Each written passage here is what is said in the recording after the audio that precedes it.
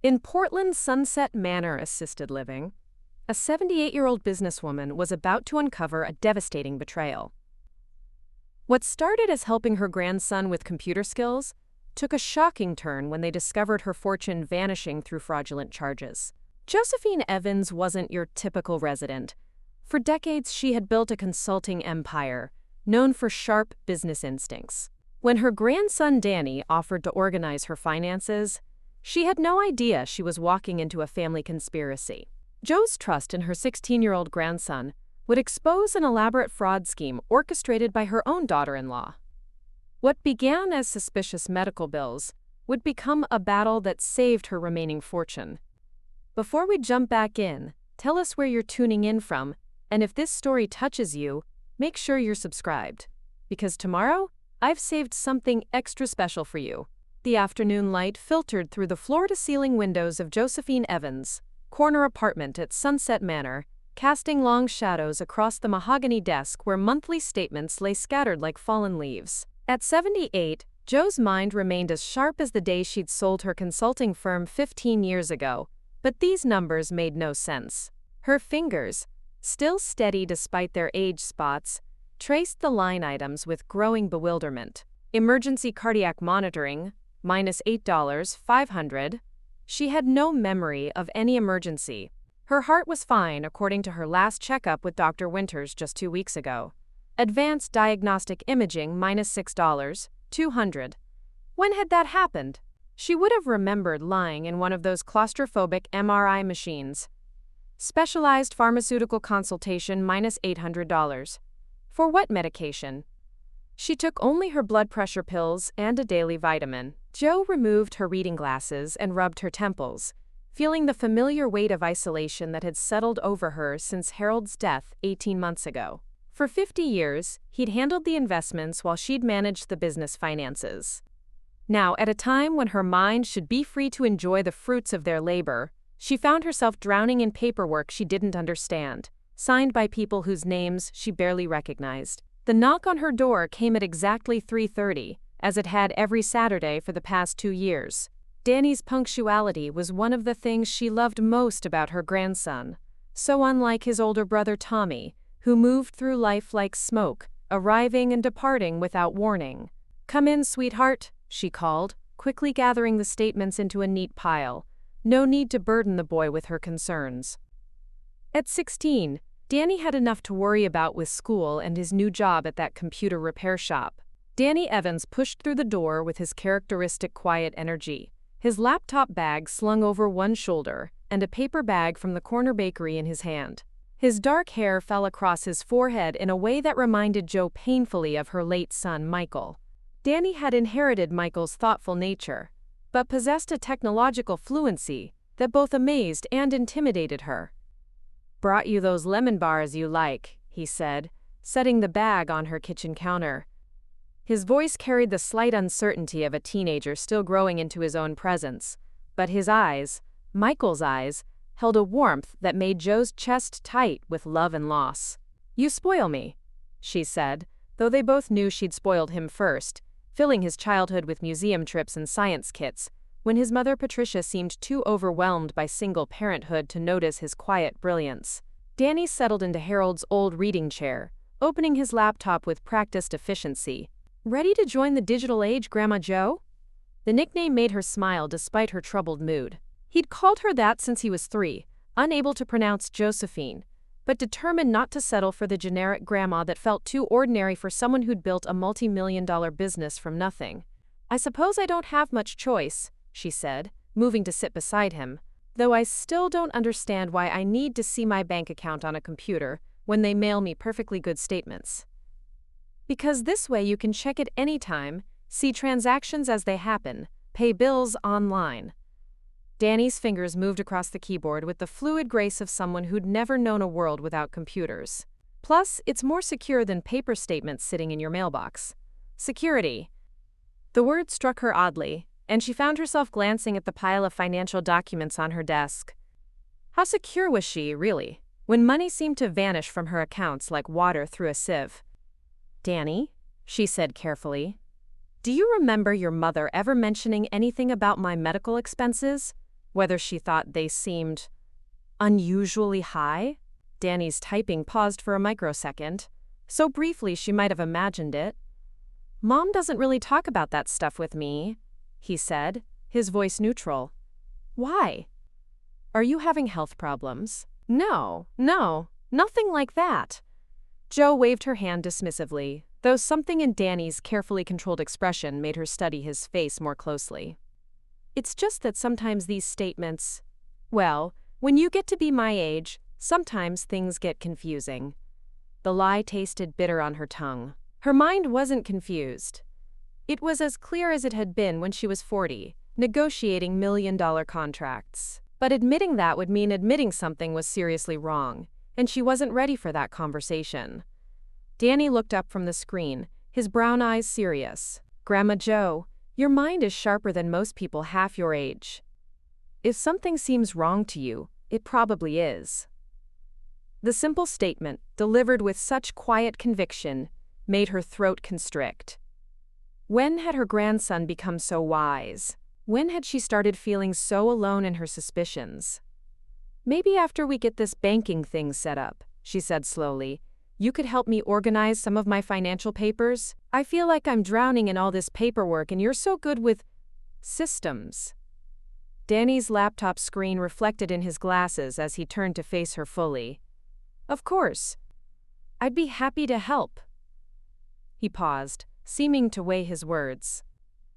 "You know, at the shop where I work, we see a lot of older customers who've had problems with online scams and identity theft. There are patterns to look for, ways to protect yourself. Patterns? Unauthorized charges, duplicate billing, services you didn't request." His voice carried a knowledge that seemed beyond his years. "Sometimes the people trying to take advantage are strangers, but sometimes—" He trailed off, looking uncomfortable. "Sometimes what? Sometimes they're people you trust."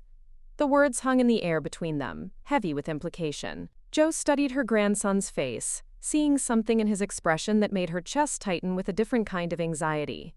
Did he know something? Had he noticed something she'd missed? "Well," she said finally, forcing lightness into her voice, "I suppose that's why I have you to look out for me." Danny smiled, but it didn't quite reach his eyes. "Always, Grandma Jo. Always." As he turned back to the computer screen, guiding her through the process of setting up online banking, Jo found herself watching his face in profile. There was something there. A tension around his eyes, a careful quality to his words that reminded her of the way he'd looked as a child when he was keeping a secret. The banking setup moved smoothly, Danny explaining each step with patient detail. But as they worked, Jo's attention kept drifting to the pile of statements on her desk.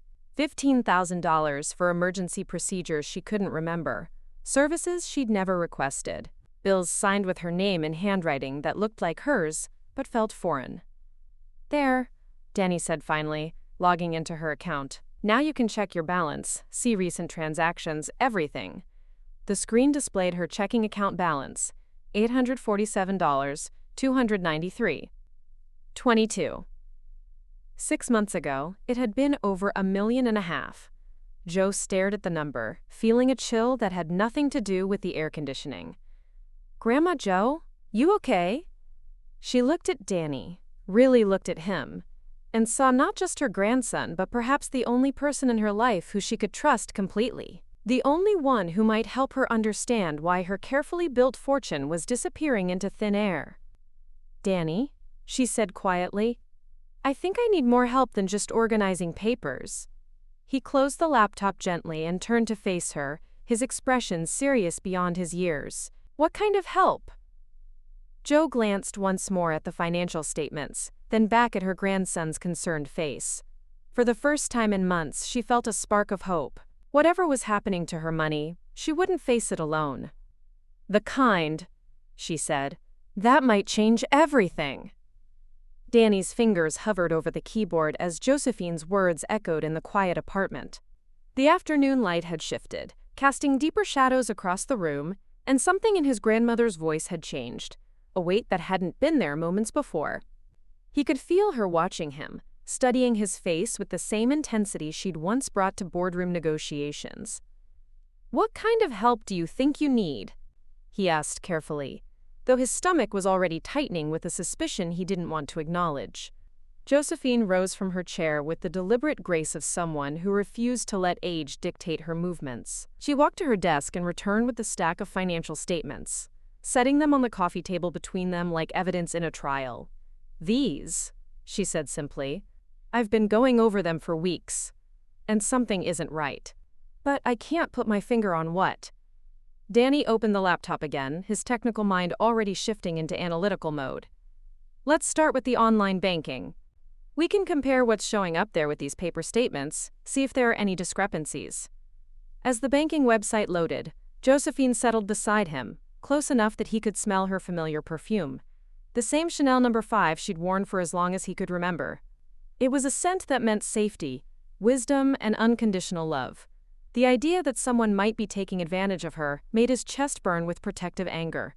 "Okay," he said, navigating to her account history. "Let's look at the last 3 months of transactions." The screen filled with entries, and Danny's eyes immediately began cataloging patterns. His part-time work at TechFix had exposed him to enough elder fraud cases to recognize the warning signs: round numbers, vague descriptions, frequent small charges that might fly under the radar. "Here," he said, pointing to a series of transactions from 2 weeks ago. "Medicare supplemental processing fee, -$1, $200. Enhanced care coordination, -$800. Pharmaceutical management services, -$650. He looked up at his grandmother. "Do you remember authorizing any of these?" Josephine leaned forward, her reading glasses catching the laptop's glow. No, I don't think so. But Dr. Winters handles most of my medical billing arrangements.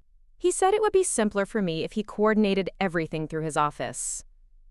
Danny felt a chill that had nothing to do with the air conditioning. Dr. Winters, his mother's friend, the physician she'd specifically recommended when Josephine moved to Sunset Manor. The same Dr. Winters who'd been so helpful in setting up Josephine's, quote, comprehensive care plan. "Let me check something," he said, opening a new browser tab. His fingers flew across the keyboard as he searched for the company names listed in the transaction descriptions. Medicare supplemental processing. Enhanced care coordination. The search results made his blood run cold. The companies either didn't exist or had no legitimate business registration. They were shells, hollow entities designed to funnel money without providing actual services.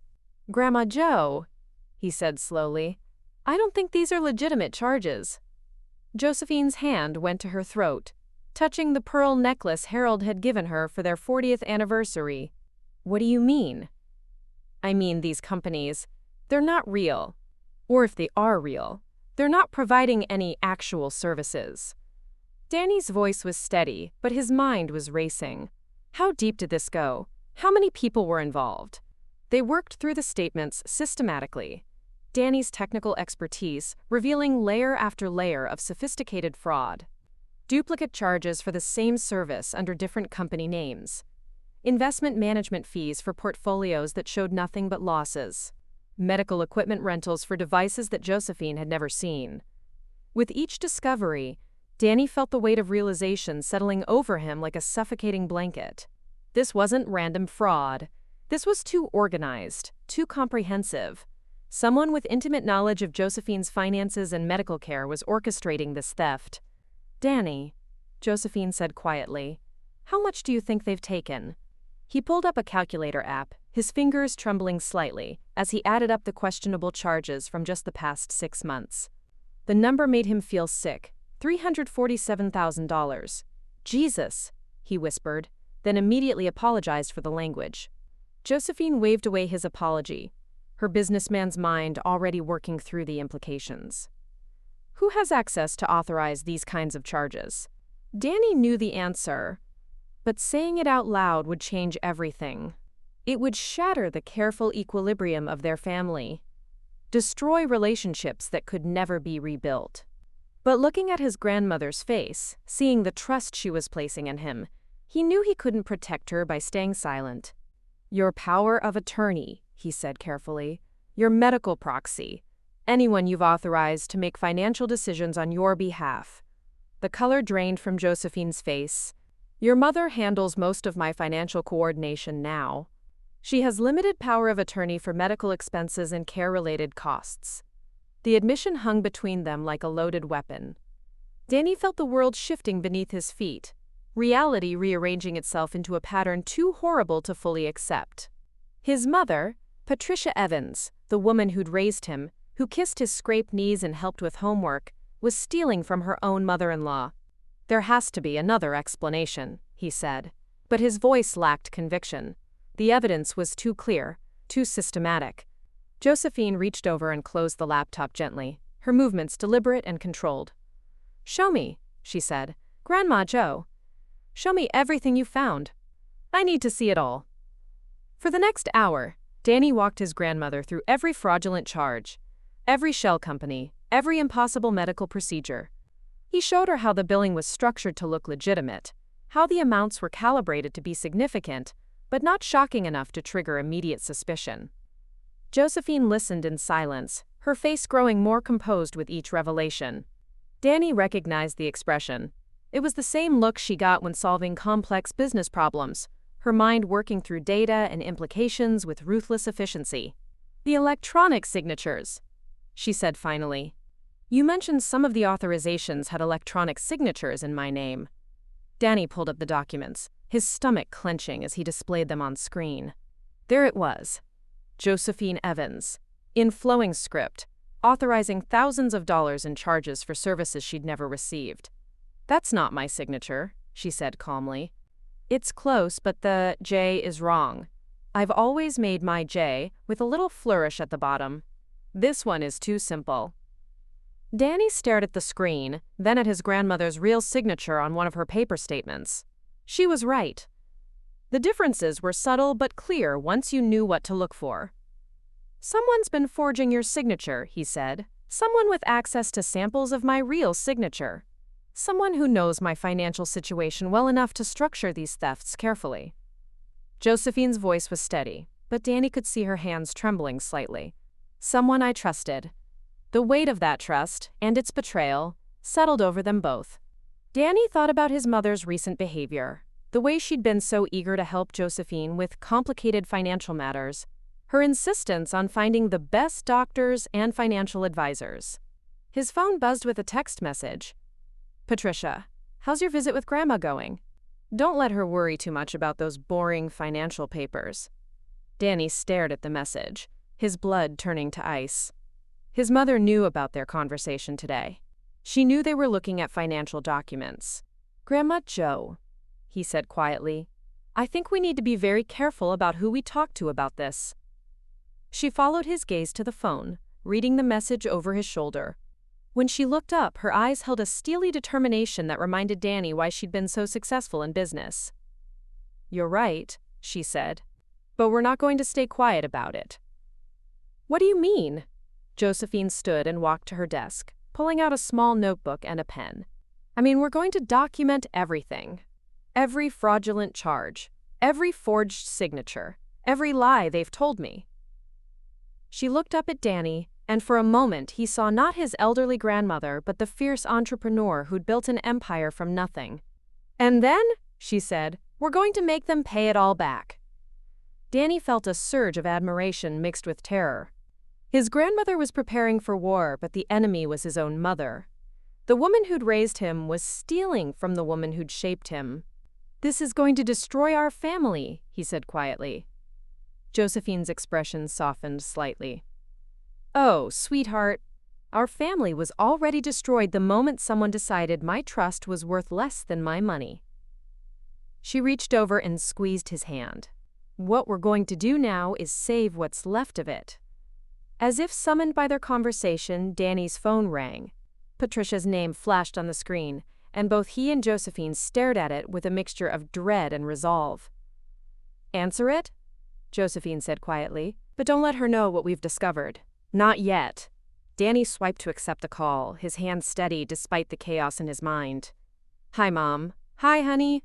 Just checking in on your visit. Is everything going well with Grandma's computer setup?"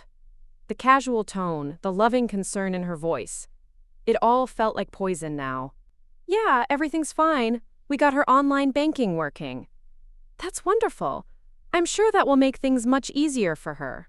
Financial management can be so overwhelming at her age. Danny met Josephine's eyes, seeing his own disgust reflected there. Yeah, he managed. It can be. Well, don't keep her up too late with all that technical stuff. She needs her rest. Give her my love, and I'll see you at home for dinner. Sure, Mom. See you later. He ended the call and set the phone down carefully, as if it might explode. She knows, Josephine said simply. She knows we were looking at financial information, and she's trying to gauge how much we discovered. Danny nodded, feeling older than his 16 years. What do we do now? Josephine looked out the window at the Portland skyline, her reflection ghost-like in the glass. Now we become very, very careful. And very, very smart. She turned back to him, and Danny saw something in her eyes that made him understand why she'd been so successful in business. A combination of strategic thinking and absolute ruthlessness when crossed. Your mother thinks she's stealing from a confused old woman, Josephine said quietly. She's about to learn that she picked the wrong target. The late afternoon sun slanted through the windows, casting long shadows across the apartment. In those shadows, Danny could see the outline of the battle to come. A fight that would test every relationship in their family and force him to choose between the woman who'd raised him and the woman who'd shaped his moral compass. But as he looked at his grandmother's determined face and thought about the systematic theft that had been happening under their noses, he realized the choice had already been made. Some betrayals were too deep to forgive, some truths too important to ignore. The real question wasn't whether he would help his grandmother fight back. The question was whether their family would survive the war that was about to begin. The drive home from Sunset Manor felt like traveling through a minefield.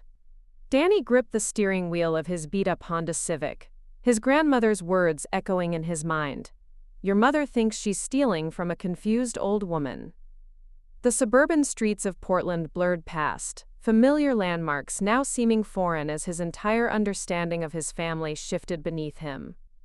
His phone, mounted on the dashboard, showed 3 missed calls from Patricia.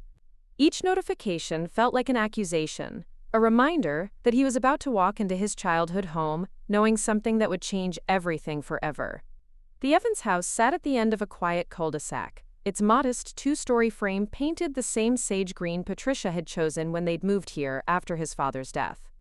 Danny remembered helping her pick out the color, remembered how proud she'd been of their fresh start. Now he wondered how much of that pride had been built on stolen money. He found Patricia in the kitchen, stirring something on the stove that smelled like his father's favorite beef stew, a meal she only made when she was stressed or guilty about something. Her auburn hair was pulled back in a messy bun, and she wore the same yoga pants and oversized sweater that had become her uniform since her real estate career started its downward spiral. There's my tech support specialist, she said, turning to smile at him. The warmth in her voice made his stomach clench. How did the computer lesson go with Grandma Jo? Danny hung his backpack on the kitchen chair, buying himself a moment to compose his face. Fine. We got her set up with online banking. That's wonderful. Patricia's tone was light, but Danny caught the slight tension around her eyes. I'm sure that will help her feel more in control of her finances. She's been so worried lately about all those medical expenses.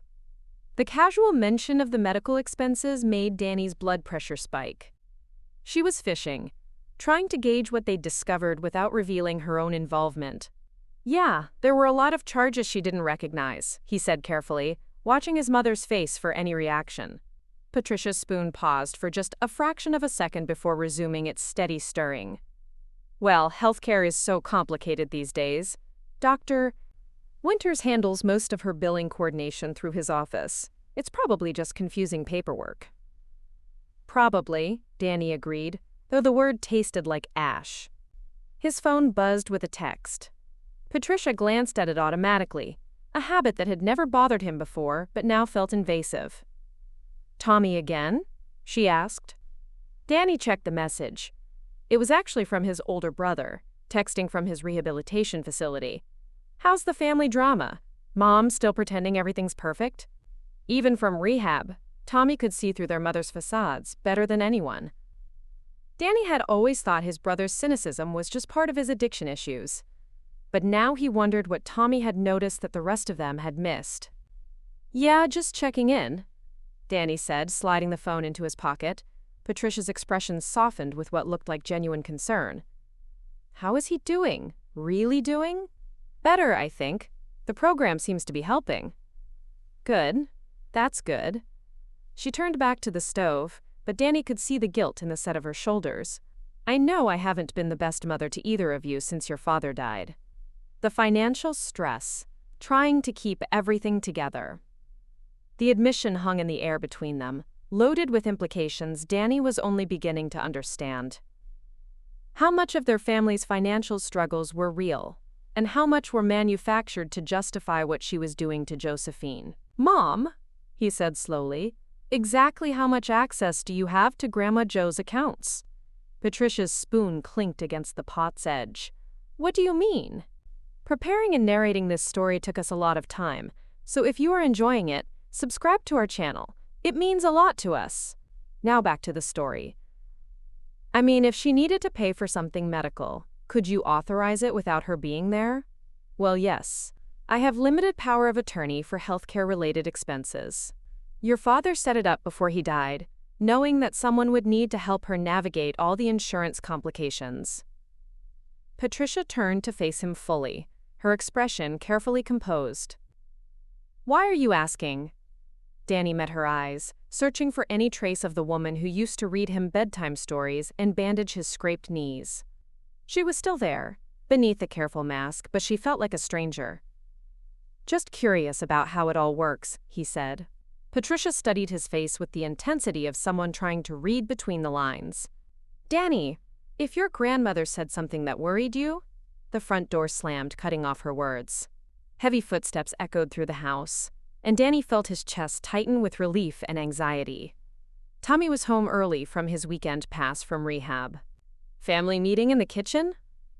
Tommy's voice carried that familiar edge of sarcasm mixed with exhaustion. He appeared in the doorway, looking healthier than he had in months, but still carrying the weight of someone who'd seen too much too young. "Tommy?" Patricia said, her voice brightening with forced cheer. "You're early. I wasn't expecting you until tomorrow." "Yeah, well, I needed to talk to someone about some things I've been remembering." Tommy's eyes flicked between Danny and Patricia, and Danny saw a recognition there that made his stomach drop. Funny how sobriety makes you remember conversations you thought you'd forgotten. Patricia's face went pale. "What kind of conversations?" Tommy moved to the refrigerator and pulled out a bottle of water, his movements deliberate and controlled. So different from the chaotic energy he'd carried during his worst days. "Phone calls, mostly.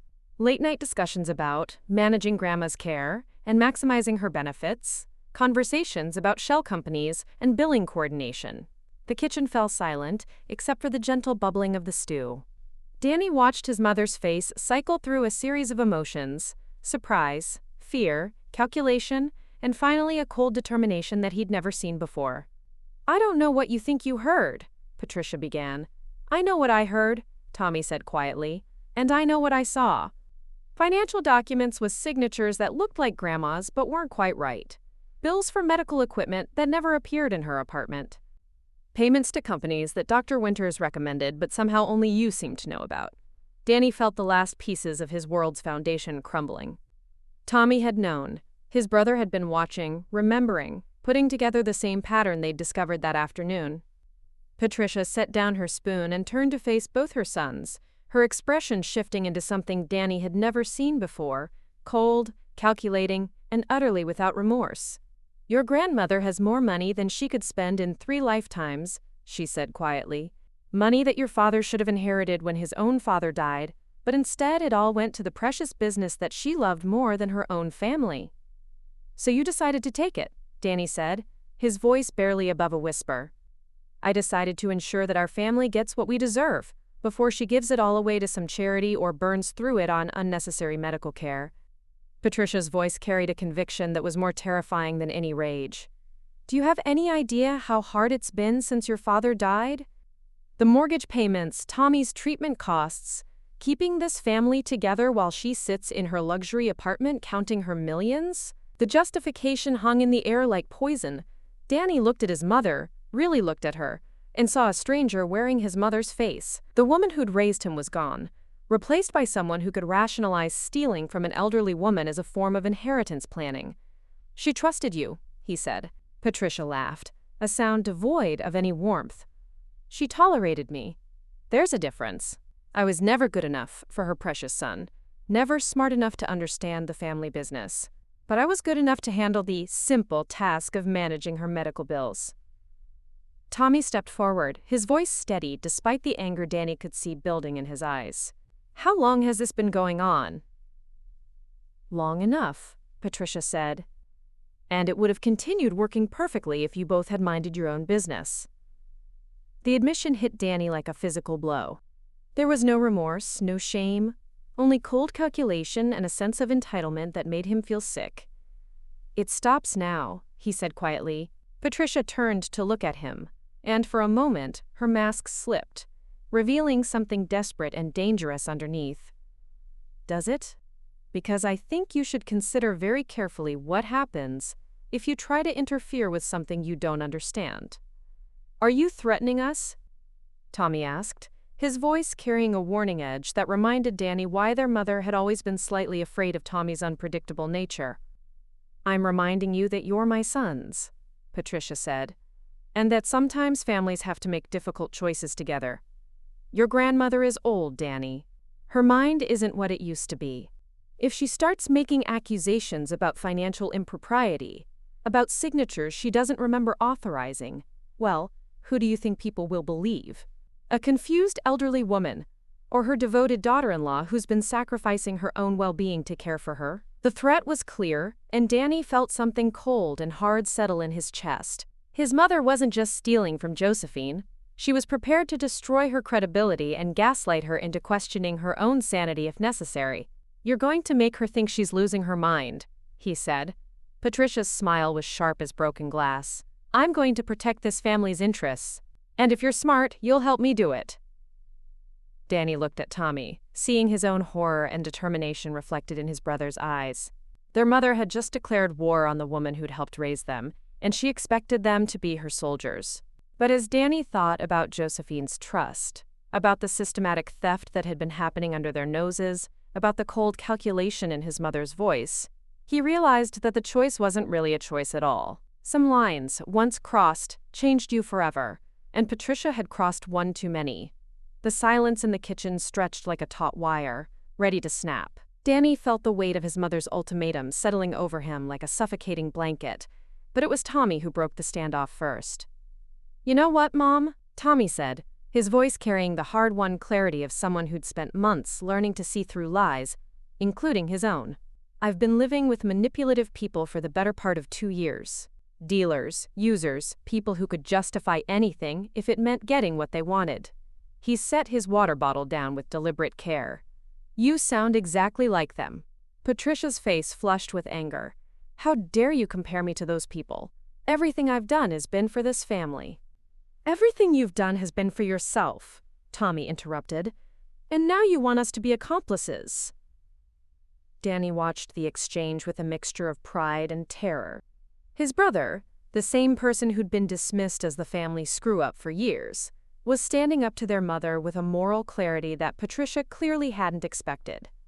"I need some air," Danny said abruptly, grabbing his keys from the counter. He couldn't stay in this house another minute, couldn't breathe the same air as someone who just threatened to gaslight his grandmother into questioning her own sanity. "Danny, don't you dare walk away from this conversation," Patricia called after him, but he was already heading for the door. "Let him go," he heard Tommy say. "Some conversations are too toxic to have." 20 minutes later, Danny found himself back at Sunset Manor, sitting in the visitor parking lot with his hands shaking on the steering wheel.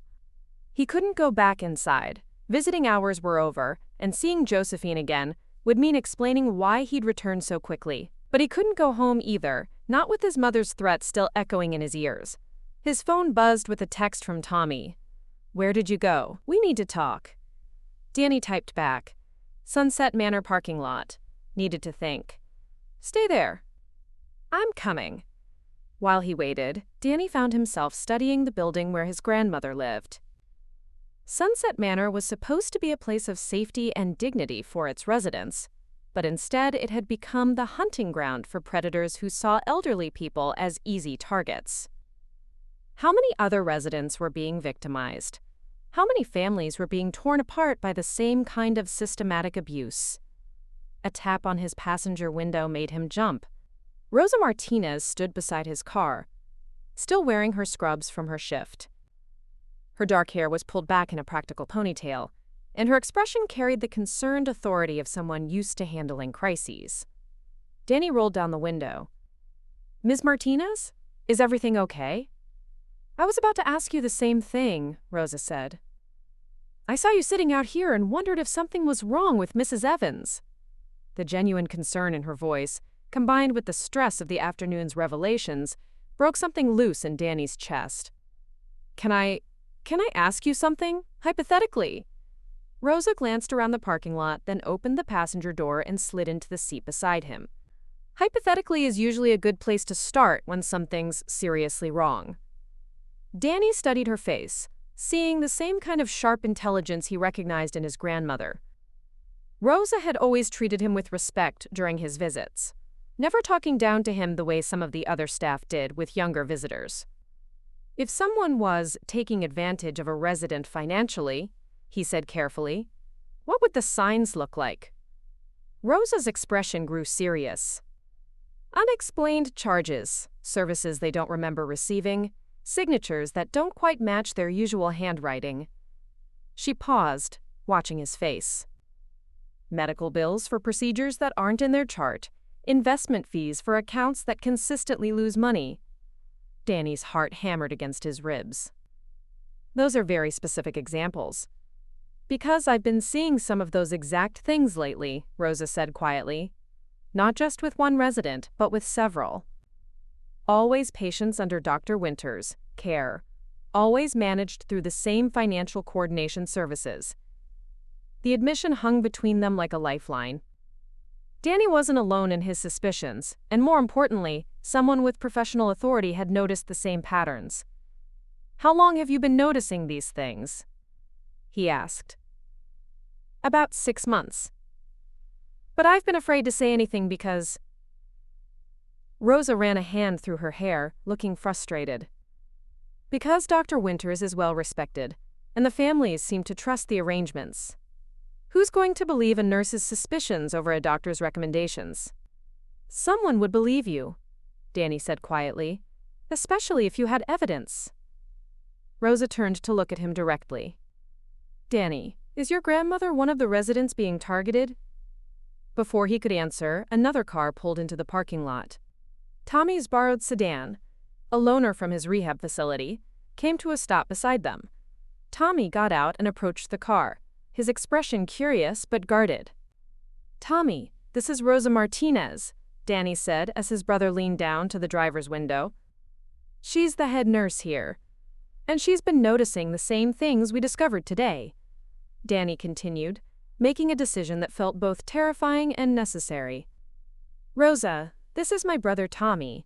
And yes, our grandmother is definitely being targeted." Rosa's expression shifted from concern to grim determination.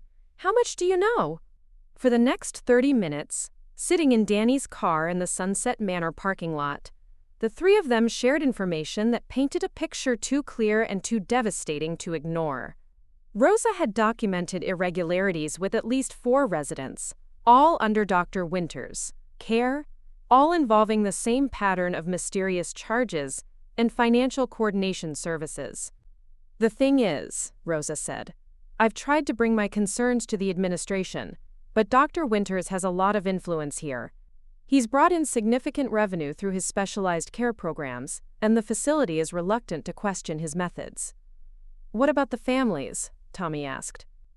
"Surely they've noticed money disappearing." Rosa's expression grew dark. "That's the brilliant part of the scheme. They target residents whose families are either distant or completely trust the medical establishment to handle financial matters. And in some cases, She hesitated. In some cases, family members are involved. Danny finished. Rosa nodded grimly. I suspected that might be happening, but I could never prove it. Tommy leaned against the car, his face pale in the parking lot's fluorescent lighting. Our mother has power of attorney for Grandma's medical expenses. She's been working with Dr. Winters to coordinate her care. And she's been forging Grandma's signature on authorization forms, Danny added. We found dozens of fraudulent charges this afternoon. Rosa was quiet for a long moment, processing the implications. This is bigger than I thought, she said finally. If family members are actively participating, then we're looking at a coordinated fraud ring, not just a corrupt doctor taking advantage of vulnerable patients. The question is, what do we do about it? Tommy said. Danny looked between his brother and Rosa, feeling the weight of responsibility settling over him. His mother's threats still echoed in his mind, but the thought of Josephine being victimized, of other residents suffering the same fate, made his resolve harden. We document everything, he said. Every fraudulent charge, every forged signature, every resident who's been affected. We build a case that's so solid no one can dismiss it or explain it away. Rosa nodded slowly. I can help with that. I have access to medical records, billing information, administrative files. But we need to be careful. If Dr. Winters suspects what we're doing, he could destroy evidence, Tommy said. Or worse, he could accelerate whatever timeline they're working on. Danny felt a chill at the implication. How much more money were they planning to steal? How many more residents would be victimized before they were stopped? There's something else, Rosa said quietly. Mrs. Kim in 4B, Eleanor Kim, your grandmother's friend. She's been asking me questions about billing irregularities. I think she's noticed things too. Eleanor, Danny said, remembering the sharp-eyed woman who'd been Josephine's closest friend at the facility. She used to be a journalist, didn't she? War correspondent in Korea, Rosa confirmed. She's got investigative instincts that retirement hasn't dulled. If we're going to build a case, we could use her help. Tommy straightened up, his expression shifting into something Danny hadn't seen in years. Focused determination without the underlying chaos of addiction. So we have a nurse, a former journalist, and 2 grandsons who know their families being torn apart by fraud. That's a start. It's more than a start, Danny said, feeling something like hope for the first time since the afternoon's revelations. It's an alliance. Rosa opened the car door, then paused. There's one more thing you should know. I've been documenting everything I've noticed in a personal file, keeping copies at home. If something happens to the official records, we'll still have evidence. Something like what? Tommy asked. Rosa's expression was grim. Like what happens when Dr. Winters realizes that his perfect scheme is about to be exposed. As she walked back toward the building, Danny felt the full weight of what they were undertaking. They weren't just fighting to save his grandmother's money. They were going up against a sophisticated fraud operation that had infiltrated one of Portland's most respected care facilities. But for the first time since discovering the truth, Danny didn't feel alone. He had allies now, people who shared his determination to protect the vulnerable and expose the truth. The real fight was just beginning. The next morning arrived gray and drizzling, typical Portland weather that seemed to match Danny's mood as he sat in Eleanor Kim's apartment, surrounded by manila folders and the sharp smell of coffee that could wake the dead. Eleanor's living space was a testament to her journalistic past. Walls lined with awards, photographs from war zones, and filing cabinets that suggested a mind that never stopped organizing information. In Korea, we had a saying, Eleanor said, settling into her armchair with the grace of someone who'd learned to conserve energy for what mattered. The truth is, like water, it always finds a way through the cracks. She gestured to the documents spread across her coffee table. Your Dr. Winters has a lot of cracks. Danny looked up from the laptop where he'd been cross-referencing billing codes with actual medical services. Rosa sat beside him, her off-duty clothes making her seem younger but no less determined. Tommy occupied the window seat, keeping watch for any unexpected visitors, a paranoia that their mother's threats had made necessary. Show him what you found in Morrison's investment files, Rosa said to Eleanor. Eleanor's weathered hands moved through the papers with practiced efficiency. James Morrison, your grandmother's financial advisor. I've been tracking his recommendations for the past 8 months. She pulled out a chart covered in her precise handwriting. Every single investment he's recommended to residents here has lost money. Every single one. That's not just bad luck, Danny said, studying the numbers. That's deliberate.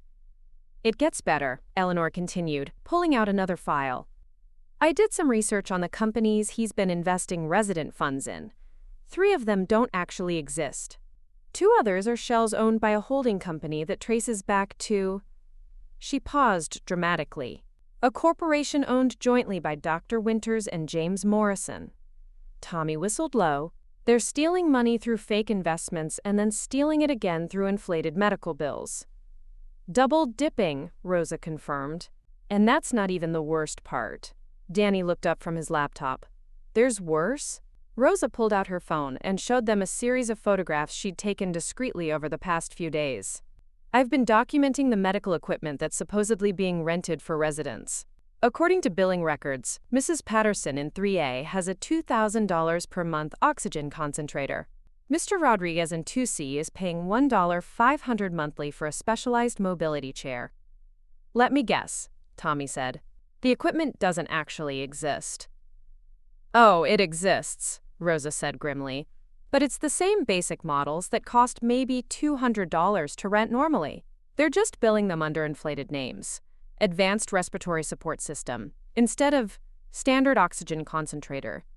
Danny felt sick. The systematic nature of the fraud was staggering. How many residents are affected? Eleanor consulted her notes. As far as I can document, at least 12. But I suspect there are more.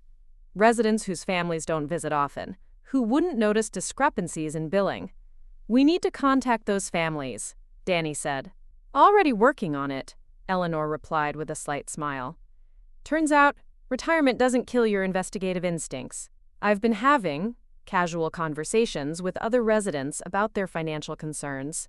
Mrs. Patterson's daughter is flying in from Seattle this weekend after I mentioned some irregularities. Mr. Rodriguez's son is an accountant. He's very interested in reviewing his father's medical billing. Tommy stood up from his window watch position. This is good, but we need to be careful. Mom called me twice this morning, and Danny's been dodging her calls since yesterday. As if summoned by his words, Danny's phone buzzed with another call from Patricia. He let it go to voicemail, but the persistent ringing made everyone in the room tense. She's getting desperate, Rosa observed. That could make her dangerous. Eleanor's expression grew serious. Dangerous how? People like Dr. Winters don't run operations like this without exit strategies, Rosa explained. If they realize they're being investigated, they could accelerate their timeline, drain accounts quickly, and disappear. Or worse, they could try to discredit the people exposing them. Danny thought about his mother's threat to make Josephine question her own sanity. They're already working on discrediting Grandma. Mom basically said she'd make her look incompetent if we tried to expose the fraud. That's why we need ironclad evidence, Eleanor said firmly. Documentation that can't be dismissed or explained away. Rosa checked her watch. I need to get back to the facility soon, but there's something else. I managed to access Dr. Winters' appointment calendar. She pulled up a screenshot on her phone. He has a meeting scheduled for this afternoon with someone called P. Evans and Financial Coordination Review. Danny's blood ran cold. That's my mother. They're meeting today. Probably to discuss the fact that you and your grandmother were asking questions, Tommy said grimly. Eleanor leaned forward, her journalist instincts clearly engaged. This could be an opportunity. If we could document that meeting somehow. Too risky, Rosa said immediately. If they caught someone recording them, it would blow everything wide open before we have enough evidence to protect ourselves. Danny's phone buzzed with a text message. This time it was from Josephine. Danny, dear, could you visit this afternoon? Dr. Winters wants to discuss some new treatment options with both of us present. The room fell silent as everyone processed the implications. They're moving fast, Tommy said. Whatever they discussed on the phone yesterday, they're implementing today. Danny stood up, pacing to the window. They're going to try to get more authorization signed. Probably for some expensive treatment that will give them access to bigger chunks of money. Or they're going to try to convince your grandmother that she's been confused about her finances, Rosa said quietly. Make her doubt her own memories before she can cause more trouble. Eleanor's voice carried the steel of someone who'd faced down much worse threats than small-time criminals. Then we need to move faster than they do. What do you mean? Danny asked. I mean, we stop gathering evidence and start using what we have. Eleanor stood up with surprising grace. Rosa, how quickly can you get copies of medical records for all the affected residents? If I stay late tonight, I could have them by tomorrow morning. But do it. Tommy, I need you to contact the families of the other victims. Tell them we have evidence of financial fraud and we need them to review their loved ones' accounts immediately. What about me? Danny asked. Eleanor's smile was sharp as a blade. You're going to that meeting this afternoon. But you're not going alone, and you're not going unprepared. Eleanor, that's exactly what we said was too risky, Rosa protested. No, recording them secretly would be too risky, Eleanor corrected. But walking into that meeting with legal representation and demanding a full accounting of all charges? That's not risky. That's smart. Danny felt his pulse quicken. Legal representation? My nephew is a lawyer specializing in elder fraud, Eleanor explained. He's been waiting for me to give him enough evidence to take action. I think we're there. Tommy moved away from the window, his expression serious. This changes everything. Once we involve lawyers, there's no going back. There was no going back the moment we discovered the truth, Danny said quietly. He thought about his grandmother's trust, about the other residents being victimized, about his mother's cold calculation when she'd threatened to gaslight Josephine. Eleanor's right, he continued. We can't just document this fraud. We have to stop it. Today. Rosa checked her phone. It's 11 a.m. now.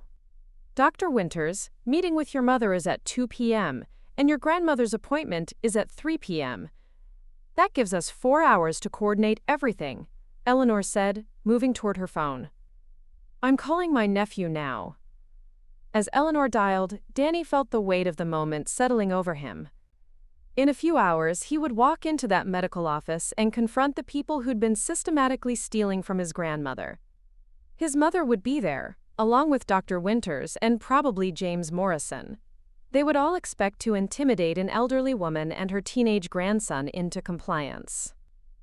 Instead, they were about to face the full force of organized resistance from people who'd spent their lives fighting much more dangerous enemies than small-time fraudsters. Tommy moved to stand beside him.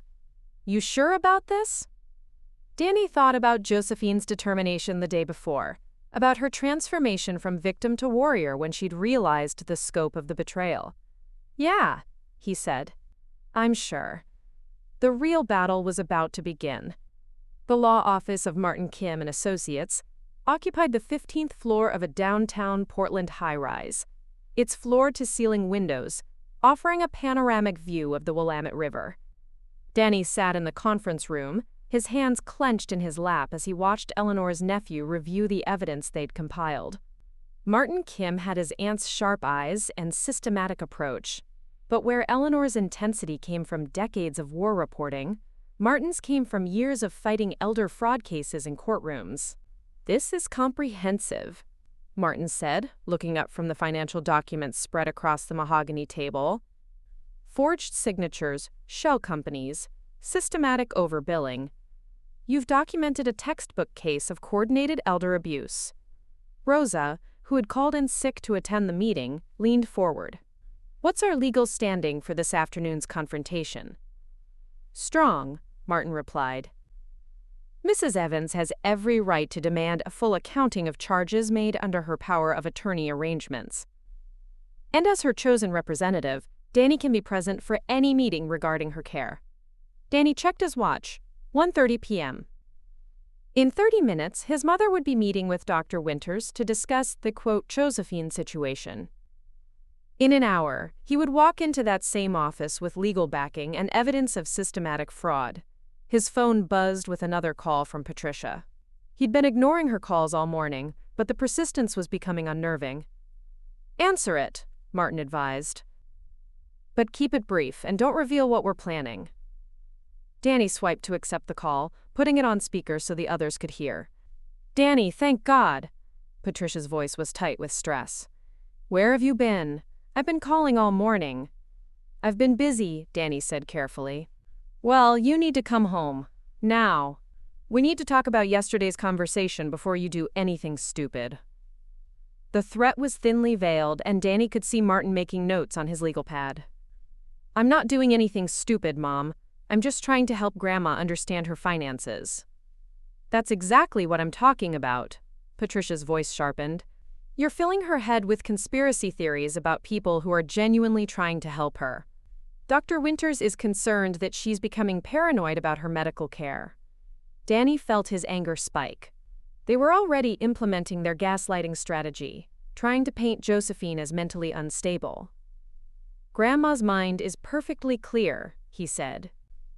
Danny, sweetheart, I know you love her, but sometimes when people get older they start seeing threats that aren't there. It's very common. Dr. Winters sees it all the time with elderly patients. Martin was writing furiously now, documenting every word of what could be used as evidence of their attempt to discredit Josephine's mental state. I have to go, Mom, Danny said. Wait. Danny, I need you to promise me something. Promise me you won't encourage your grandmother's paranoid thoughts. Don't let her make accusations that could hurt innocent people. The irony of his mother asking him to protect innocent people while actively stealing from an elderly woman made Danny's stomach turn. I'll see you later, he said, ending the call. Martin looked up from his notes. Perfect. She just gave us evidence of premeditation. They're actively working to discredit your grandmother's mental competency as a defense against fraud allegations. Eleanor checked her own phone. The families Tommy contacted are already reviewing their loved ones' accounts. Mrs. Patterson's daughter found $50,000 in unauthorized charges. Mr. Rodriguez's son is driving down from Seattle with forensic accounting software. The net is closing, Rosa said with grim satisfaction. Danny stood up and walked to the window, looking down at the city below. Somewhere out there, his mother was sitting in Dr. Winters' office, planning how to manipulate and gaslight the woman who'd helped raise Danny. The betrayal felt like a physical weight in his chest. There's something I need to tell you all, he said without turning around. This isn't just about stopping the fraud anymore, it's about my family. We know, Eleanor said gently. No, you don't understand. Danny turned to face them. My mother isn't just stealing money. She's about to destroy my grandmother's sense of reality to cover it up. And after today, there's no fixing our family. Ever. The room fell quiet. Martin set down his pen, his expression serious. Danny, he said, elder fraud cases often tear families apart. What you're doing takes incredible courage, but you need to understand that there may be no going back from this. I know. Danny's voice was steady despite the turmoil in his chest. But if I don't do this, there's no going back from that either. I'd have to live knowing I let them gaslight my grandmother into thinking she was losing her mind. Tommy, who had been quietly reviewing documents, looked up. There's something else.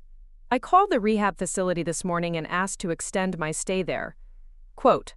Danny stared at his brother in surprise. Why? Because when this all comes out, Mom's gonna be arrested. The house will probably be seized as part of asset recovery. I need to be somewhere stable while the legal stuff gets sorted out. Tommy's voice was matter-of-fact, but Danny could see the pain underneath. I can't risk my sobriety by getting caught up in the chaos.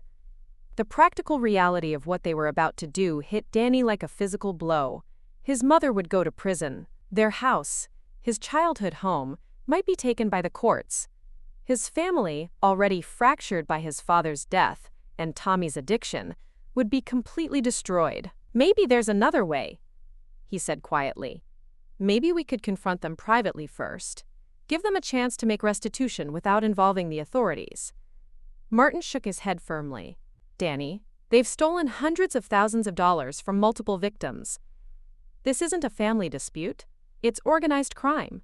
And based on your mother's phone call, they're not planning to stop. They're planning to escalate. Rosa's phone buzzed with an alert. She checked it and her face went pale. "What is it?" Eleanor asked.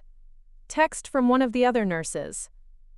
Dr. Winters just submitted paperwork for your grandmother to be moved to the memory care unit. He's claiming she's showing signs of dementia and needs specialized supervision."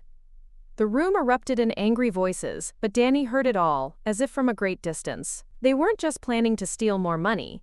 They were planning to have Josephine institutionalized in a way that would strip her of any credibility or autonomy. "How long do we have?" he asked. Rosa was already pulling up information on her phone. "The paperwork needs family approval. Since your mother has medical power of attorney, she could sign the authorization." Danny finished. Martin was already reaching for his phone. "I'm calling for an emergency injunction. We can block any attempts to move Mrs. Evans until this fraud investigation is complete." Eleanor stood up, her war correspondent instincts fully engaged. "No time for that. If we're going to stop this, we need to do it at today's meeting. Catch them in the act of trying to manipulate an elderly woman." "Eleanor, that's exactly what we said was too dangerous," Rosa protested. "The situation has changed," Eleanor replied firmly. "They're not just stealing money anymore. They're trying to take away Josephine's freedom. This ends today." Danny felt something crystallize in his chest, a cold, clear determination that cut through all his doubts and fears. His mother had crossed a line that made reconciliation impossible.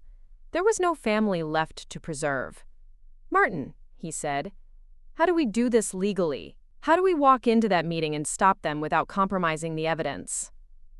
Martin was already packing documents into his briefcase. "We go in as your grandmother's legal representatives, demand a full accounting of all charges, and present evidence of fraud. If they try to proceed with any new authorizations or discuss moving her to memory care, we invoke her rights and threaten immediate legal action. And if they refuse," Martin's smile was sharp as his aunt's, "then we have them on record obstructing a legitimate investigation into elder abuse. Either way, we win." Danny looked around the room at these unlikely allies. A retired war correspondent, a dedicated nurse, a brother fighting his own battles, and a lawyer who specialized in protecting the vulnerable. None of them owed him anything, but all of them were willing to fight for what was right. "Okay," he said, "let's go save my grandmother." As they gathered their evidence and prepared to leave, Danny's phone buzzed with one final text from Josephine. "Looking forward to seeing you this afternoon, dear.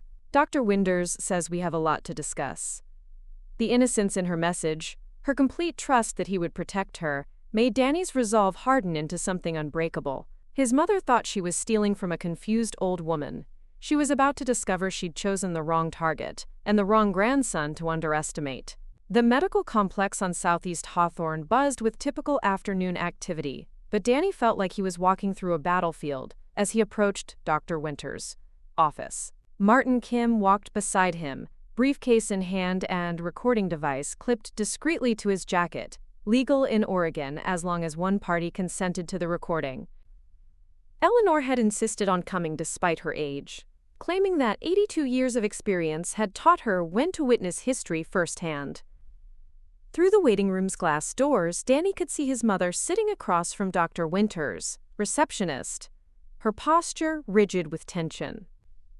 She was checking her phone obsessively, probably wondering why Danny hadn't responded to her increasingly frantic messages. "Remember," Martin murmured as they approached the entrance, "let me do most of the talking initially. You're here as Mrs. Evans, chosen representative, but I'm here as her legal counsel." Danny nodded, though his hands were shaking slightly. In his pocket, his phone buzzed with a text from Rosa, who was stationed back at Sunset Manor.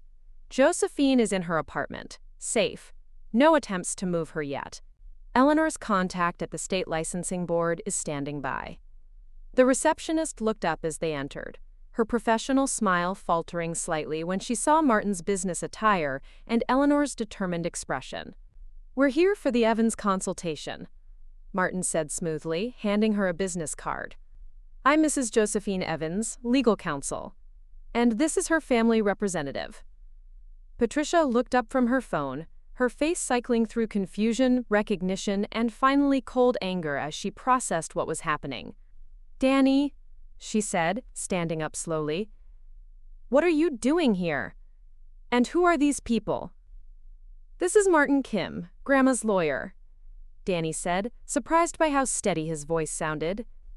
And this is Eleanor Kim, her friend and advocate. Dr. Winters appeared in the doorway to his office, his usual smooth demeanor flickering with uncertainty. I wasn't aware Mrs. Evans had retained legal counsel. She has now, Martin said firmly. We're here to discuss the irregularities in Mrs. Evans' billing and to review any proposed changes to her care plan. The reception area fell silent, except for the soft hum of fluorescent lights. Danny could see James Morrison through the partially open office door, hunched over financial documents spread across Dr. Winters' desk. Perhaps we should move this conversation to somewhere more private, Dr. Winters said after a moment. Excellent idea, Martin agreed. The office felt smaller, with 6 people crowded into it. Morrison had hastily gathered his papers, but not before Danny caught sight of several documents with Josephine's forged signature. Eleanor, despite her age, moved with sharp efficiency to position herself where she could observe everyone's reactions. Now then, Dr. Winters began, settling behind his desk with practiced authority. I understand there's been some confusion about Mrs. Evans' care coordination. There's been no confusion, Martin interrupted, opening his briefcase and removing a thick folder. There's been systematic fraud. The blunt statement hit the room like a physical blow. Patricia's face went white, while Morrison actually flinched. Dr. Winters, to his credit, maintained his composure, though Danny noticed his hands tightening on his desk. That's a very serious accusation, Dr. Winters said carefully. Yes, it is, Martin agreed, spreading documents across the desk. Forged signatures authorizing payments to shell companies. Medical procedures billed, but never performed. Investment management fees for portfolios that exclusively lose money. He looked up, his expression coldly professional. Should I continue? Morrison cleared his throat nervously. I think there may be some misunderstanding about the nature of these financial arrangements. The only misunderstanding, Eleanor interrupted, her voice carrying the authority of someone who'd interviewed generals and politicians, is your belief that you could steal from vulnerable elderly people without consequences. Patricia finally found her voice. Danny, what have you done? These people don't understand the complexities of medical billing. I understand theft, Danny said quietly. And I understand that you've been forging Grandma's signature to authorize payments for services she never received. That's ridiculous. I have power of attorney. For legitimate medical expenses, Martin corrected. Not for payments to fictional companies or inflated bills for non-existent treatments. Dr. Winters leaned back in his chair, his facade of concerned physician finally slipping to reveal something harder underneath. I think you'll find that all of Mrs. Evans' treatments have been medically necessary and properly documented. Really?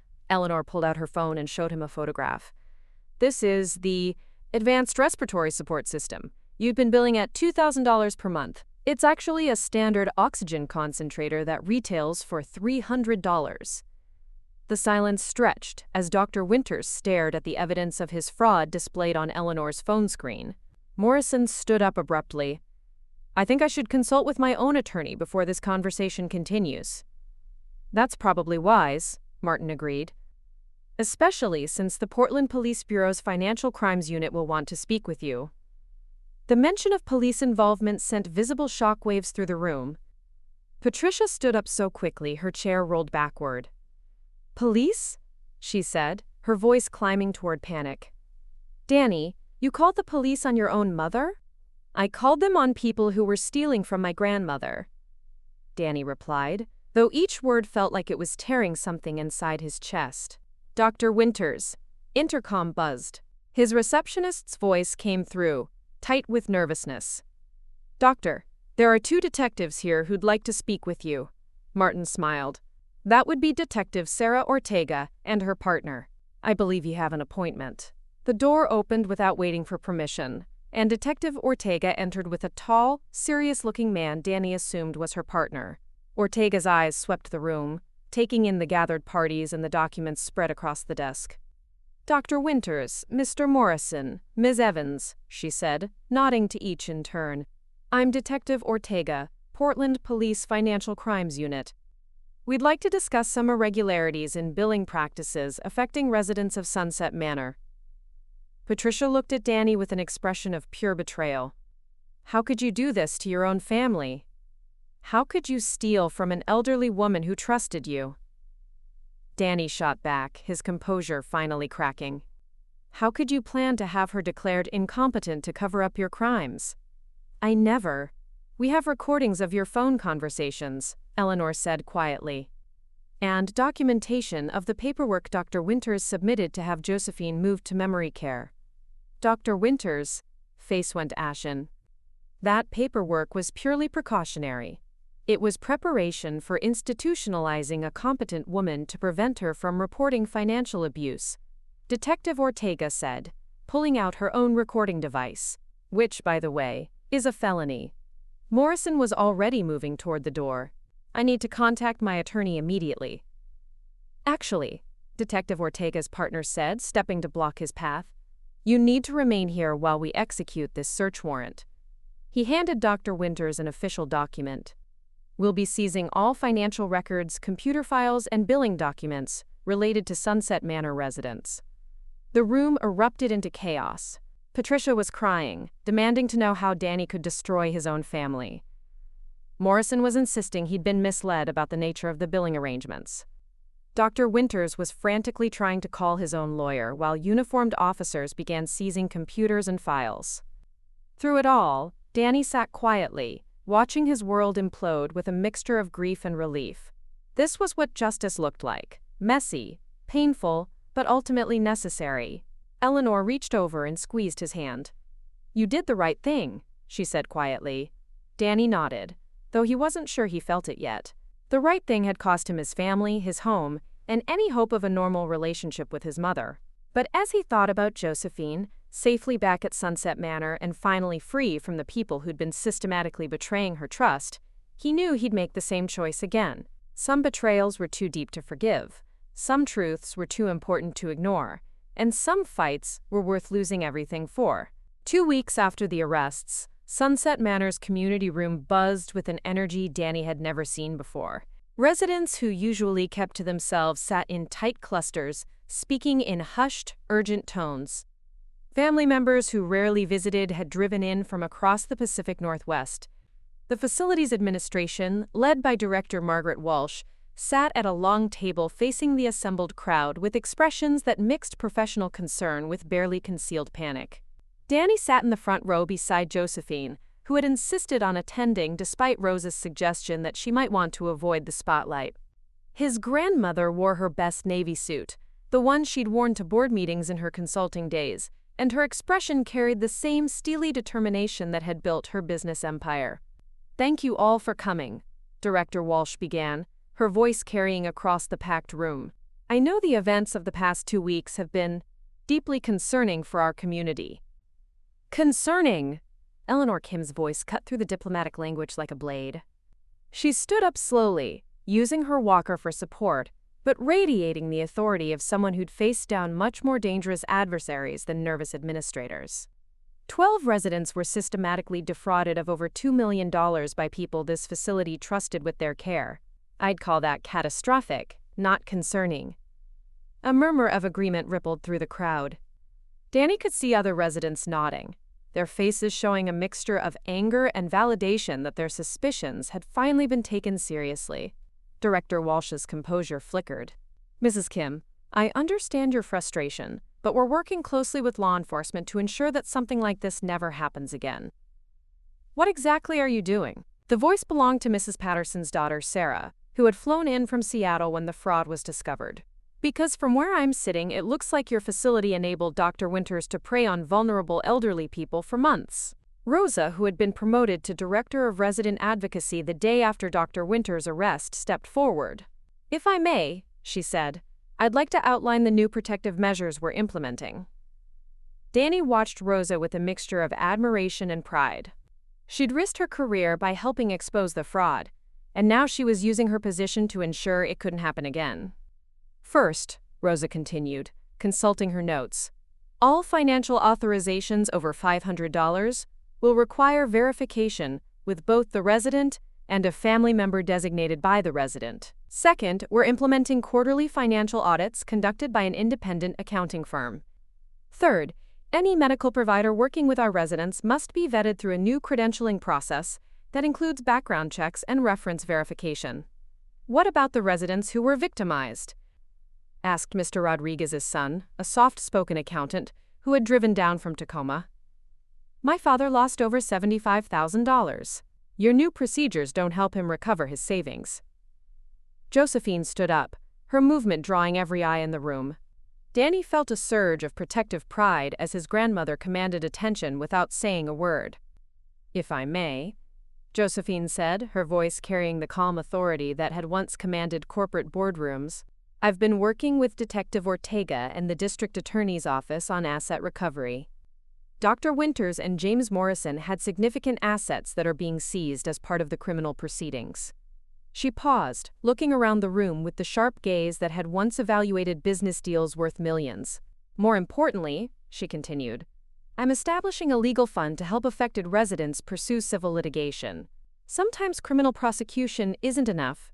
Sometimes you need to hit these predators where it really hurts. Their bank accounts.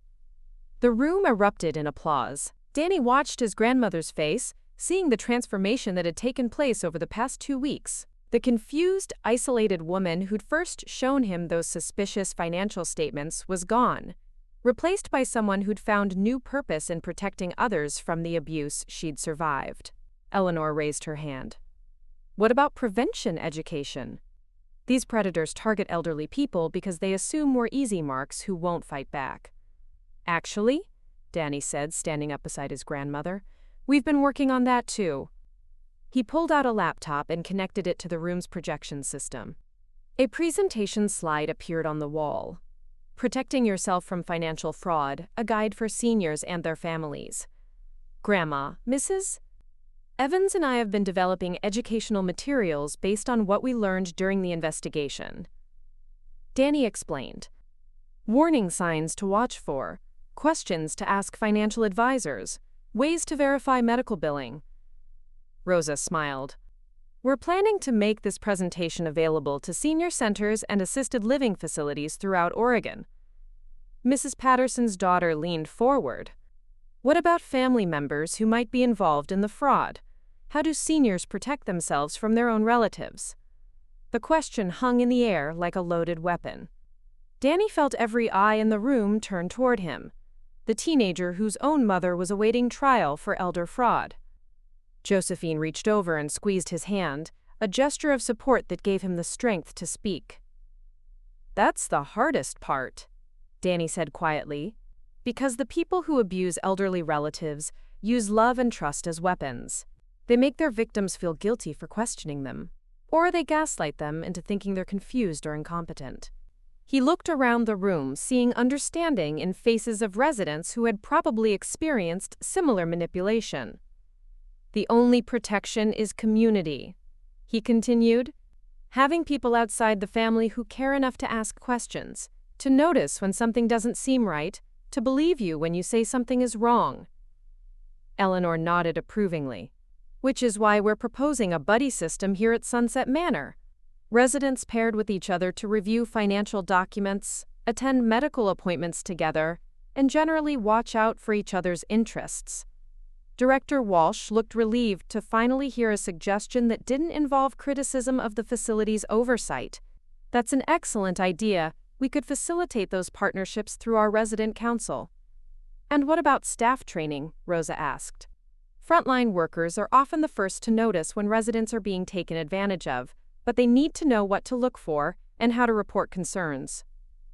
Already in development, Director Walsh replied. We're working with Detective Ortega to create training modules for all staff members. The meeting continued for another hour, covering everything from improved billing transparency to family communication protocols. Danny found himself taking notes, documenting ideas that could be shared with other facilities facing similar challenges. As the crowd began to disperse, he noticed something that made his chest tight with emotion. Residents were exchanging contact information, making plans to meet for coffee, organizing informal support groups. The trauma of discovering the fraud had done something unexpected. It had brought the community together in a way that years of organized activities had never managed. Mrs. Patterson approached Josephine as they gathered their materials. "I wanted to thank you," she said quietly, "for having the courage to speak up, for not letting them make you doubt yourself." Josephine smiled, but Danny could see the sadness beneath it. "I had help," she said, glancing at him. "Sometimes it takes someone from outside the situation to see clearly." As they walked back to Josephine's apartment, Danny felt the weight of what they'd accomplished settling over him. The fraud ring was destroyed, the victims were on the path to recovery, and new protections were being put in place to prevent future abuse. But the personal cost remained. His mother was in jail awaiting trial. His family home was being sold to pay restitution. Tommy was still in rehabilitation, trying to build a stable life separate from the chaos. "Do you regret it?" Josephine asked quietly as they reached her door. Danny thought about the question seriously. He regretted the pain, the loss, the destruction of relationships that could never be rebuilt. But when he thought about the alternative, allowing the abuse to continue, watching his grandmother's confidence slowly erode under systematic gaslighting, he knew there had been no real choice. "No," he said, "I don't regret it." Josephine nodded, understanding in her eyes. "Neither do I." As she disappeared into her apartment, Danny realized that they'd done more than just stop a fraud ring. They'd proven that the vulnerable could fight back, that communities could protect their most precious members, and that sometimes the right choice was worth any cost. The healing would take time. But for the first time since this ordeal began, Danny believed that healing was possible. 6 months after the arrests, Danny found himself sitting in a sterile visiting room at Coffee Creek Correctional Facility, staring at his hands while he waited for his mother to appear. The fluorescent lights cast harsh shadows on the plastic furniture, and the smell of industrial disinfectant couldn't quite mask the underlying desperation that seemed to permeate the place. It was his first visit since Patricia's sentencing 3 weeks ago. 8 years for elder fraud, financial exploitation, and conspiracy. The judge had been particularly harsh about the breach of family trust, noting that Patricia had, quote, weaponized the love and dependency of a vulnerable family member for personal gain. Tommy sat beside him, clean and sober for 9 months now, his face carrying the kind of hard-won peace that came from accepting difficult truths. They'd driven down together from Portland, neither of them entirely sure why they felt compelled to make this visit. "You don't have to do this," Tommy said quietly, echoing the same words he'd spoken during the drive. "Yeah, I do," Danny replied, though his stomach was churning with anxiety. "Not for her. For me." The door buzzed open, and Patricia entered wearing the standard-issue uniform that made her look smaller somehow, diminished. Her hair had grown out, showing gray roots she'd never allowed before, and her face carried new lines that spoke of sleepless nights and harsh realities. She sat across from them, her hands folded on the table, and for a long moment none of them spoke. Danny studied his mother's face, looking for some trace of the woman who'd raised him, who'd kissed his scraped knees and celebrated his small victories. "Thank you for coming," Patricia said finally, her voice hoarse. "I wasn't sure you would." "We weren't sure either," Tommy admitted. Patricia's eyes moved between her sons, and Danny could see the weight of everything that had happened settling over her like a physical burden. The preliminary hearing, the plea negotiations, the trial where her own sons had testified against her, all of it was written in the lines around her eyes. "How is she?" Patricia asked quietly. "Your grandmother?" Danny felt a familiar spike of protective anger.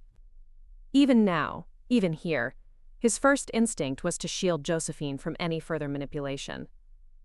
"She's doing well," he said carefully. The facility implemented new safeguards. "She's working with other seniors on fraud prevention education." "And financially?" "Most of the money was recovered through asset seizure," Tommy said. "What wasn't recovered, she's decided to write off as the cost of learning who she could really trust." Patricia flinched at the implication. "I never meant to hurt her." You have to believe that. But you did hurt her, Danny said, his voice steady despite the emotions churning inside him. You systematically stole from her, forged her signature, and when we started asking questions, you threatened to have her declared mentally incompetent.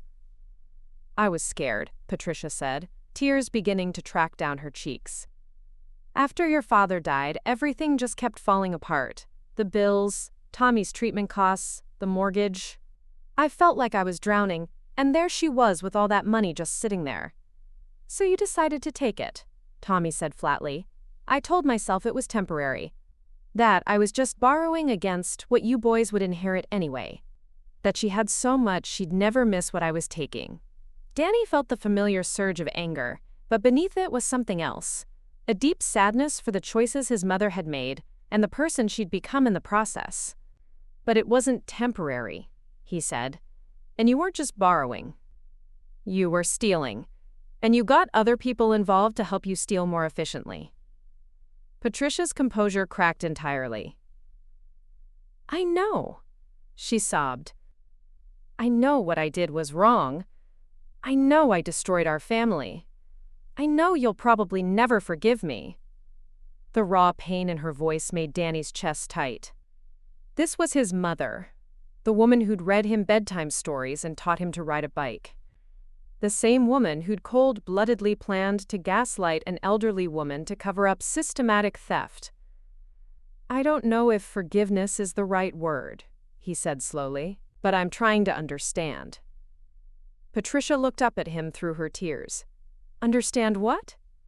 How the mother who raised me became someone who could do what you did. How someone I loved and trusted could hurt someone else I loved and trusted. Tommy shifted in his chair. The therapists at rehab talk about this stuff a lot. How desperation can make you rationalize things you never thought you'd do. How small compromises lead to bigger ones until you don't recognize yourself anymore. Is that what happened? Danny asked his mother directly. Did you start small and just keep going, or did you plan all of this from the beginning? Patricia wiped her eyes with the back of her hand. It started with one medical bill. Josephine was confused about a charge, and I offered to call the insurance company to sort it out.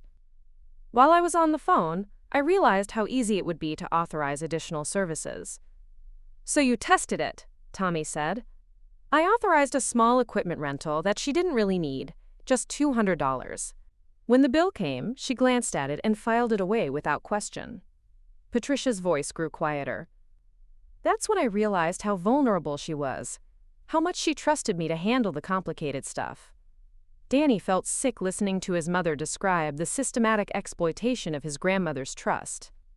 And instead of protecting that vulnerability, you decided to exploit it. I told myself I was borrowing, Patricia repeated, that I'd pay it back when my real estate business recovered. But the business kept getting worse, and the bills kept coming. And taking money from Josephine became easier than facing the truth about our financial situation. When did Dr. Winters get involved? Tommy asked. Patricia's expression grew more guarded. He approached me, actually. Said he'd noticed some irregularities in billing patterns and wanted to discuss optimizing Josephine's care coordination. I thought he was suspicious, that he was going to report me. But instead, he wanted to partner with you, Danny said. He said he could provide medical justification for larger expenses. Equipment rentals, specialized treatments, pharmaceutical consultations. All I had to do was authorize the payments. And James Morrison? Richard, Drive Winters, introduced us. Said Morrison specialized in elderly financial management, that he could help make the money disappear more efficiently through investment vehicles. Danny leaned back in his chair, processing the full scope of the conspiracy. So what started as you stealing small amounts turned into a 3-person operation, systematically looting multiple elderly residents. It wasn't supposed to get that big, Patricia said weakly. But it did get that big, Tommy said. And when Danny started asking questions, your first instinct wasn't to come clean. It was to threaten to have Grandma declared incompetent. Patricia's face crumpled. I was terrified. If the truth came out, I knew I'd lose everything. My sons, my freedom. Any hope of rebuilding my life. I thought if I could just buy more time, find a way to pay everything back. By stealing more money, Danny said. I wasn't thinking clearly. I was desperate and scared and making terrible decisions. The visiting room fell quiet except for the distant sounds of other conversations and the hum of fluorescent lights. Danny studied his mother's face, seeing the genuine remorse there, but also recognizing that remorse didn't undo the damage that had been done. "What do you want from us?" he asked finally.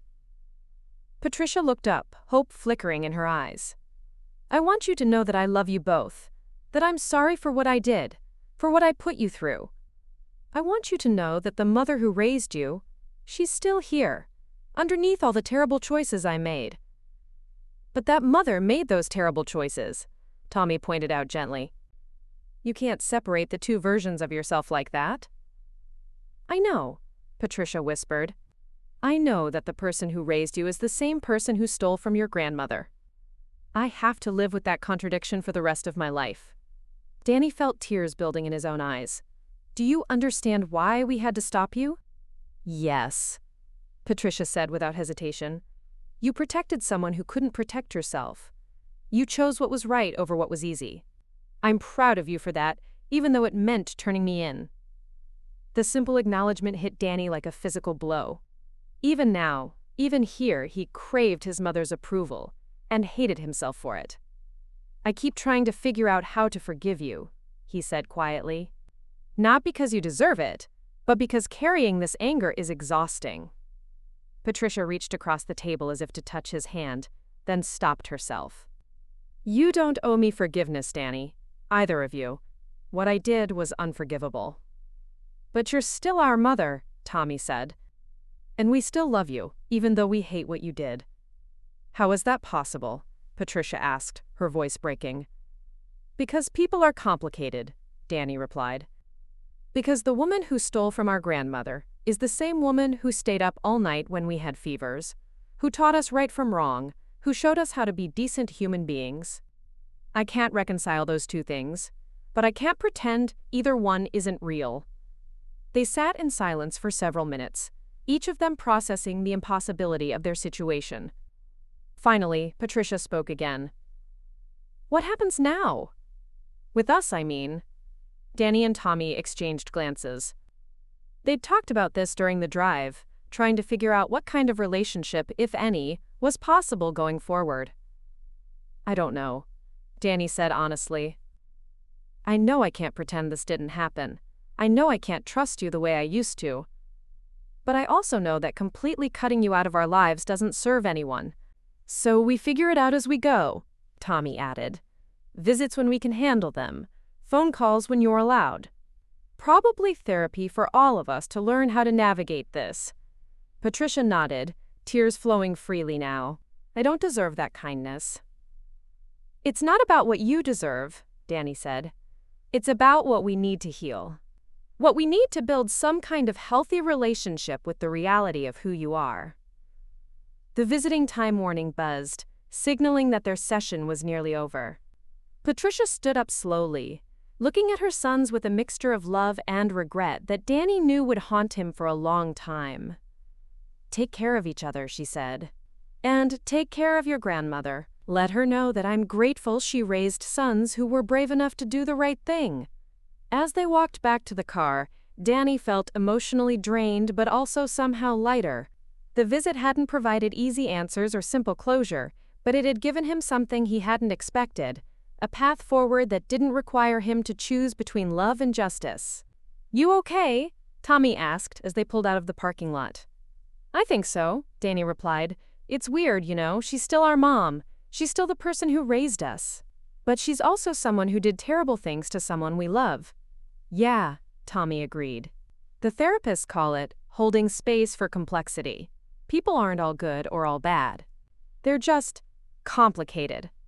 As they drove back toward Portland, Danny thought about Josephine, probably working in her apartment on the latest version of their fraud prevention presentation. He thought about Rosa, building new safeguards at Sunset Manor. He thought about Eleanor, whose investigative instincts had helped crack the case wide open, His family had been shattered by betrayal and greed, but it had also been expanded by people who'd chosen to stand with them when it mattered most. The bonds they were building now, with each other, with their chosen family, with their community, were stronger than the ones that had been broken. They were building on a foundation of truth this time. And that, Danny realized, made all the difference. 1 year later, the ballroom at the Portland Hilton hummed with conversation as Oregon's senior advocacy community gathered for the annual Elder Justice Awards ceremony. Danny stood at the back of the room, adjusting his tie and feeling oddly formal in the suit Josephine had insisted on buying him for the occasion. At 17, he still felt uncomfortable being the center of attention, but tonight wasn't really about him. It was about the work they'd all done together to transform a personal tragedy into systemic change. "You clean up nice," Tommy said, appearing beside him with 2 cups of coffee. His brother looked healthy and confident, his 9 months of sobriety evident in the clarity of his eyes and the steadiness of his hands. Tommy had started his 2nd year of community college last month, studying addiction counseling with a focus on family systems. A career path that seemed to grow directly from their shared experience of watching their family implode and rebuild. "I still can't believe they're giving us an award for turning our own mother in to the police," Danny said, accepting the coffee gratefully. "They're not," Tommy corrected. "They're recognizing the courage it took to protect vulnerable people, even when the cost was personal. There's a difference." Across the room, Danny could see Josephine holding court at a table near the front, surrounded by other senior advocates, and looking every inch the successful entrepreneur she'd once been. At 79, she'd found a new career as a nationally recognized expert on elder fraud prevention, traveling to conferences and testifying before legislative committees with the same energy she'd once brought to building her consulting empire. The past year had transformed her in ways Danny was still learning to appreciate. The confused, isolated woman who'd first shown him those suspicious financial statements was gone, replaced by someone who'd discovered that her greatest professional success might come in her 8th decade of life. 5 minutes to showtime, Rosa announced, appearing at their table with Eleanor in tow. Rosa wore an elegant black dress that made her look simultaneously professional and radiant. She'd been promoted again, this time to Regional Director of Resident Advocacy for a chain of assisted living facilities across the Pacific Northwest. Her new position allowed her to implement the protocols they developed at Sunset Manor on a much larger scale. Eleanor, now 83 and using a walker but still sharp as ever, settled into the chair beside Tommy with a satisfied sigh. "I never thought I'd live to see the day when elder fraud prevention would become a legitimate policy priority," she said. "When I was covering wars, the casualties were obvious. This kind of violence was invisible." "Not invisible anymore," Danny said, thinking about the legislation that had passed in Oregon just 3 months earlier, comprehensive elder protection laws that were already being used as a model by other states. The lights dimmed, and the ceremony began with a video presentation about the impact of elder fraud. Danny watched images of seniors who'd lost their life savings flash across the screen, their faces bearing the same confusion and betrayal he'd seen in his grandmother's eyes that first afternoon. But interspersed with the tragic stories were moments of hope, communities that had implemented new safeguards, families that had learned to recognize warning signs, predators who'd been stopped before they could claim more victims. The 2024 Elder Justice Award for Community Protection, the presenter announced, goes to the Sunset Manor Elder Advocacy Coalition for their comprehensive approach to fraud prevention and their courage in exposing systematic abuse within their own community. The applause felt surreal as Danny walked to the stage with his unlikely family of choice. Josephine moved with dignified grace, Rosa beamed with well-earned pride, Eleanor navigated her walker like a queen accepting her due, and Tommy stayed close to Danny's side, the brother who'd become his closest ally through everything that had followed their mother's arrest. At the podium, Josephine adjusted the microphone with the practiced ease of someone who'd given hundreds of presentations over the past year. "Thank you for this recognition," she began, her voice carrying clearly through the ballroom. "But I want to be clear about something. We didn't start this work because we were heroes. We started it because we were victims." A hush fell over the audience. Danny had heard his grandmother give this speech dozens of times, but it still made his chest tight with emotion. A year and a half ago, I was being systematically defrauded by people I trusted completely. My own daughter-in-law, my doctor, my financial advisor. They were stealing my money and planning to destroy my credibility to cover their tracks. I felt confused, isolated, and increasingly certain that I was losing my mind. Danny watched the faces in the audience, seeing recognition there. Other families who'd faced similar betrayals. Other seniors who'd experienced the same gaslighting and manipulation. What saved me wasn't my own strength or wisdom, Josephine continued. What saved me was a 16-year-old boy who refused to dismiss my concerns as the confusion of old age. What saved me was a nurse who risked her career to document suspicious patterns. What saved me was a retired journalist who used her investigative skills to gather evidence. What saved me was a community that chose to protect its most vulnerable members. She paused, looking out at the audience with the same intensity she'd once brought to boardroom negotiations. Elder abuse thrives in isolation. It depends on victims feeling alone, confused, and ashamed. The only antidote is community. People who care enough to ask questions, to notice when something doesn't seem right, to believe seniors when they say something is wrong. Eleanor was introduced next, and despite her age, she commanded the microphone with the authority of someone who'd reported from war zones. In my journalism career, I learned that the best stories aren't about heroes and villains, she said. They're about ordinary people who find the courage to do extraordinary things when circumstances demand it. That's what happened here. Ordinary people who refused to accept that elder abuse was just the cost of aging. Rosa spoke about the systemic changes they'd implemented, the training programs that were now being used across multiple facilities, the buddy system that had become a model for other communities. Tommy talked about the importance of family education, about learning to recognize when loved ones might be vulnerable to exploitation, lessons he'd learned the hard way by watching his own mother transform from protector to predator. Finally, Danny found himself at the microphone, looking out at hundreds of people who dedicated their lives to protecting seniors. His prepared remarks suddenly felt inadequate for the weight of the moment. When this all started, he said, I thought I was just helping my grandmother organize her finances. I had no idea I was about to discover that my own mother was stealing from her, or that stopping her would mean sending her to prison. The ballroom was absolutely silent now. People ask me if I regret it. Danny continued. If I regret the choice that destroyed my family and sent my mother to jail. The answer is complicated. He looked down at the table where his chosen family sat, seeing encouragement in their faces. I regret the pain. I regret that my mother made choices that forced me to choose between protecting her and protecting my grandmother. I regret that my family was broken by greed and betrayal. His voice grew stronger as he continued. But I don't regret stopping the abuse.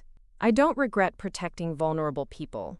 And I don't regret learning that sometimes the right choice is the hardest choice, and sometimes love means holding people accountable for their actions. The applause was thunderous, but Danny barely heard it.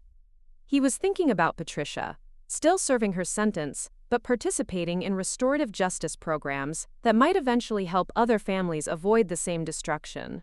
He was thinking about the dozens of other families they'd helped through their advocacy work, seniors who were now safer because someone had been willing to speak up. After the ceremony, they gathered in Josephine's hotel suite for a private celebration. The formal atmosphere of the awards dinner had given way to something more intimate, a family meeting of people who'd chosen each other through crisis and commitment rather than blood and obligation. So what's next? Rosa asked, settling into an armchair with a glass of wine. Josephine smiled, pulling out a folder that Danny recognized as her latest project proposal. The Department of Justice wants to fund a national elder fraud prevention program. They want us to train advocates in every state. Road trip, Tommy said with a grin. More like a career, Eleanor corrected. They're talking about a 3-year commitment, full funding for education and prevention programs. Danny felt a familiar mix of excitement and trepidation. Over the past year, his life had taken on a shape he'd never expected. Part college student, part advocate, part public speaker. He'd been accepted to Portland State's criminology program, with a focus on financial crimes, his experiences having crystallized his future career plans in ways he was still discovering. There's something else, Josephine said, her voice taking on a more serious tone. The Attorney General's office has asked me to consider joining a task force on family-perpetrated elder abuse. It would mean traveling more, speaking publicly about what Patricia did. The room fell quiet. They all understood the implications. Josephine would be making their family's private tragedy even more public, using her own pain as a teaching tool for others. "How do you feel about that?" Danny asked. Josephine looked at him with eyes that held both sorrow and determination. "I feel like it's the best way to honor what we've all been through, to make sure other families don't have to face the same choices you did." Danny nodded, understanding that this was his grandmother's way of transforming trauma into purpose, loss into legacy. As the evening wound down and they prepared to return to their separate lives, Rosa to her expanding role in facility oversight, Eleanor to her continued writing and advocacy, Tommy to his studies and recovery work, Danny felt the weight of what they'd built together. They weren't the family he'd started with, but they were the family he'd chosen and been chosen by. They were bound not by blood but by shared values, mutual protection, and the hard-won wisdom that came from facing the worst in people and choosing to build something better. His phone buzzed with a text from a senior center in Seattle, asking if their advocacy team could present their fraud prevention program next month. Another community reaching out for help, another opportunity to share what they'd learned. Danny looked around the room at these people who'd become his truest family. A grandmother transformed from victim to warrior, a nurse who'd risked everything to protect the vulnerable, a former war correspondent who'd found her final great story, a brother who'd emerged from addiction stronger and more purposeful than ever. They'd all been broken by what Patricia had done, but in choosing to fight back, to protect others, to build something meaningful from their shared trauma, they'd discovered something more powerful than the family bonds that had been severed. They'd discovered that love wasn't just about loyalty to blood relations. Love was about protecting the vulnerable, speaking truth in the face of power, and choosing to do right even when it cost everything you thought you valued. It was a foundation strong enough to build a life on, strong enough to build a legacy on. And as Danny looked ahead to whatever challenges the future might hold, he knew that foundation would hold. Up next, you've got 2 more standout stories right on your screen. If this one hit the mark, you won't want to pass these up.